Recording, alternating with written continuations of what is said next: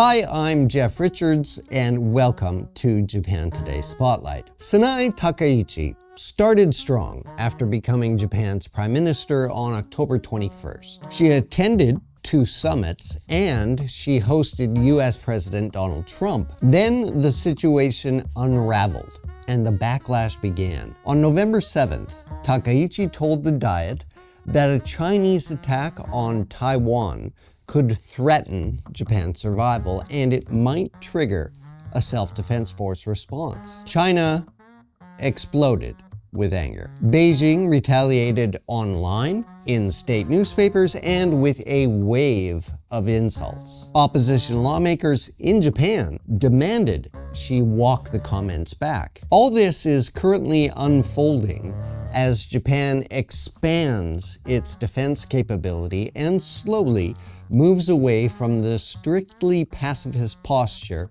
defined by Article 9 of its post-war constitution. In this week's edition of Japan Today Spotlight, we look at what Prime Minister Takaichi actually said, how China reacted, and why Japan is preparing for a Taiwan crisis. What Takaichi actually said. The question came from an opposition lawmaker during a debate on survival-threatening situations. This is a legal term that allows a prime minister to deploy the self-defense forces. Takaichi answered with an example. If China tried to take Taiwan by force, she said, it could constitute a threat to Japan. Taiwan sits only about 110 kilometers from Japan's southernmost islands. Now, past Japanese leaders avoided naming Taiwan in these scenarios. The US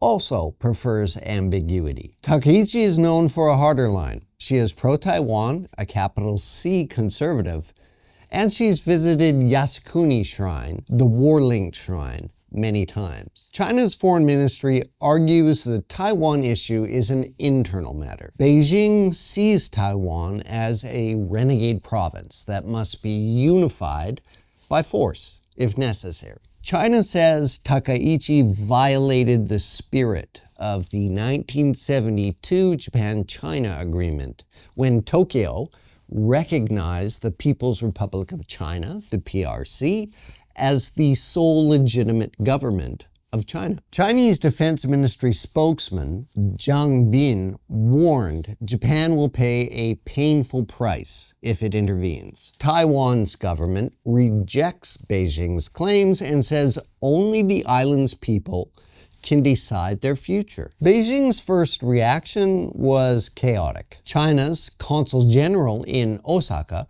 posted on Twitter that the dirty neck that sticks itself in must be cut off. The post was then deleted. Nationalist wolf warrior commentators, the aggressive pro-Beijing voices online, piled on. One called Takaichi an evil witch. A cartoon linked to China's People's Liberation Army depicted her burning Japan's pacifist constitution. China told its citizens to avoid Japan. Airlines then received about 491,000 cancellations in the first week. From January to September, about 7.5 million Chinese people visited Japan, the largest group by any nationality. In July to September alone, Chinese tourists spent about 590 billion yen. That's about $3.9 billion.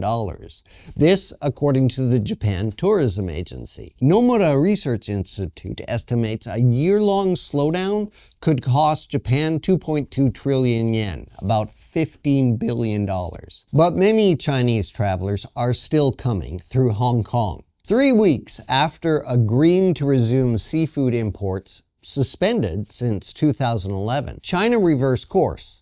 It banned all Japanese seafood. China is Japan's second largest export partner after the United States. The country purchased about $125 billion of goods in 2024, mostly machinery, semiconductors, and cars. The next target was education. As of May 2024, about 123,000 Chinese students were enrolled in Japanese universities and language programs. This is according to the government-linked Japan Student Services Organization, or JASO. Beijing warned students about security risks in Japan, citing crimes against Chinese nationals, with no evidence. Cultural events, business forums, and film releases were also canceled. Japanese singers had concerts cut mid-performance when venues decided to pull the plug. The diplomatic theater spills into everyday life. Tokyo sent Masaaki Kanai, head of the Foreign Ministry's Asian and Oceania Affairs Bureau, to Beijing. He met Liu Jinsong. The only outcome was a viral photo. In it, Kanai appeared to bow while Liu stood with his hands in his pockets.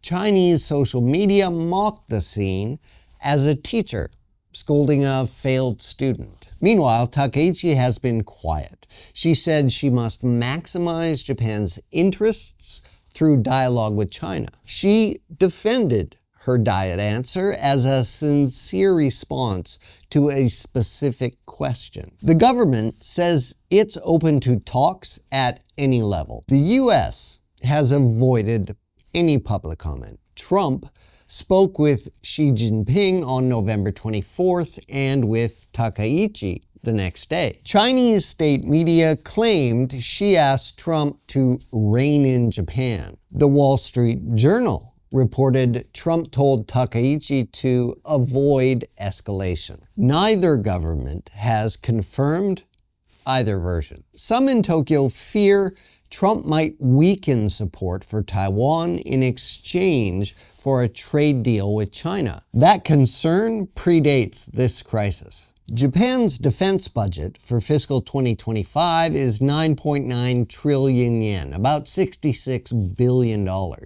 This is part of a multi-year plan to strengthen deterrence. Japan is preparing scenarios to defend or retake its remote islands. Last month, it announced the deployment of medium-range surface-to-air missile units to Yonaguni, only about 110 kilometers from Taiwan. Beijing said this was a provocation. Japan's defense minister, Shinjiro Koizumi, said the deployment reduces the risk of an attack. Japan also has an evacuation plan for roughly 120,000 residents of southern islands if conflict erupts. Is there an end in sight? Most analysts say no. Gakuin University professor Naoko Eto says the dispute could last more than a year. She described Japan and China as playing chicken. Experts urged Japan to stay calm,